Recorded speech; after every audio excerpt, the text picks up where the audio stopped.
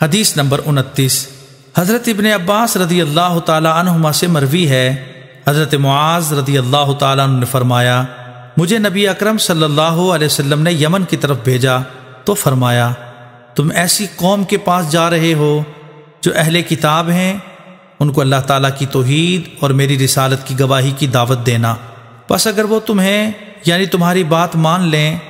تو ان کو بتانا کہ اللہ تعالیٰ نے ان پر ہر دن رات میں 5 نمازیں فرض کی ہیں، اگر وہ اس بات کو تسلیم کر لیں تو پھر انہیں بتانا کہ اللہ تعالیٰ نے ان پر صدقہ فرض کیا ہے جو ان کے مالدار لوگوں سے لے کر ان کے محتاج لوگوں کی طرف لوٹایا جائے،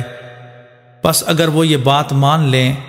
تو ان کے عمدہ مالوں سے بچنا یعنی تم نہ لینا، اور مظلوم کی بد دعا سے بچنا، کیونکہ اس دعا کے اور اللہ تعالیٰ کے درمیان کوئی پردہ نہیں۔